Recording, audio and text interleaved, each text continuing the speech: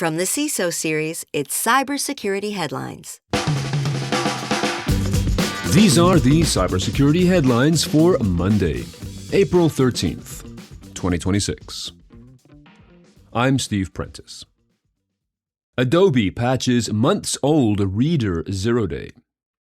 Following up on a story we covered on Friday, Adobe on Saturday released emergency patches for a critical Acrobat and Reader Zero Day that has been exploited in the wild for several months.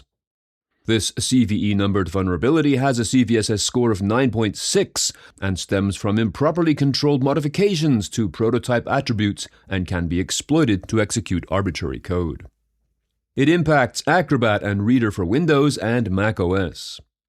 Adobe confirms that it has been exploited in the wild. Critical Marimo flaw now under active exploitation. Researchers at Sysdig are warning that hackers have started to exploit a critical vulnerability in the Marimo open-source reactive Python notebook platform, that is Marimo, this just 10 hours after its public disclosure. Marimo is an open-source Python notebook environment typically used by data scientists, researchers, and developers building data apps or dashboards. The flaw allows remote code execution without authentication. It has a CVE number, and GitHub has given it a critical score of 9.3 out of 10.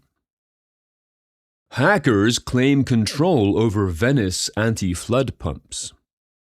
A breach, which reportedly began in late March, saw attackers accessing the control interface of the pumping system and soon afterwards began releasing evidence in the form of screenshots of control panels, system layouts, and valve states. The hackers, using names like Infrastructure Destruction Squad and Dark Engine, said in a Chinese-language Telegram post that their goal was to expose critical infrastructure weaknesses and offered to sell full root access to the system for just $600 to highlight the severity of the breach and the low barrier to potential misuse. They additionally warned that, quote, "No system updates can expel us. We have been here for months and will remain here for months to come." End quote. Juniper Networks patches dozens of vulnerabilities. Last week, the company released patches for nearly 36 vulnerabilities, many of which could lead to privilege escalation, denial of service, and command execution. The most severe has a CVSS score of 9.8, and it is a default password in the Support Insights virtual lightweight collector. The company explained that this virtual lightweight collector software ships with an initial password for a high-privileged account. A change of this password is not enforced during the provisioning of the software, which can make full access to the system by unauthorized actors possible.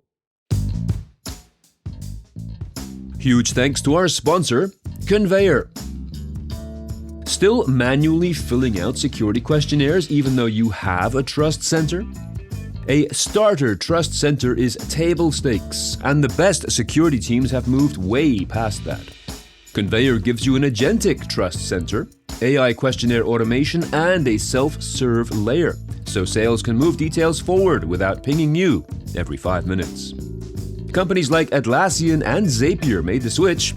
See why at conveyor.com, that is CONVEYOR.com.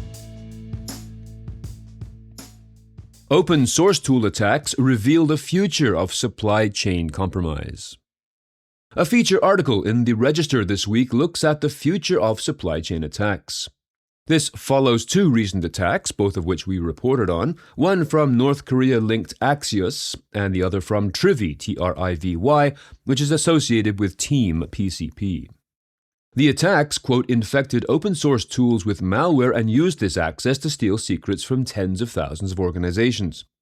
Mandiant Consulting CTO Charles Carmichael, speaking to the Register, said, quote, "The data that was taken a few weeks ago will likely be leveraged this week, next month, probably for several months, and the blast radius will continue to expand," end quote. Cisco Talus outreach lead Nick Biasini also told the Register, quote, "Attackers are starting to really look at the supply chain and open source packages and figure out ways to compromise developers to deliver malware or gather data, depending on the type of threat," end quote. This is in conjunction, of course, with increased use of AI to make social engineering campaigns more believable and hyper-personalized. Over 20,000 crypto fraud victims identified in international crackdown. A joint international law enforcement action led by the UK's National Crime Agency has identified over 20,000 victims of cryptocurrency fraud across Canada, the United Kingdom, and the US. This activity, named Operation Atlantic, occurred in March of this year and is said to have disrupted numerous fraud networks across the world. More than $12 million in suspected criminal proceeds was frozen, and the focus of the campaign was approval phishing attacks in which scammers trick victims into granting them access to their cryptocurrency wallets, typically via investment scams. Russian submarine activity detected near UK undersea cables. The British government announced on Thursday that it had exposed, quote, a covert Russia submarine operation around cables in waters north of the United Kingdom. The activity was discovered by the UK's main Directorate of Deep Sea Research, which operates specialized deep sea units to survey underwater infrastructure. UK Defence Secretary John Healey said, quote, British and Allied forces tracked 3 Russian submarines over several weeks and dropped sonobuoys to inform the submarine units that they were being monitored and that their mission was no longer as covert as had been planned. End quote. If you have some thoughts on the news from today or about this show in general, please be sure to reach out to us at feedback@cisoseries.com. We would love to hear from you. I'm Steve Prentice, reporting for the CISO Series. Cybersecurity headlines are available every weekday. Head to cisoseries.com for the full stories behind the headlines.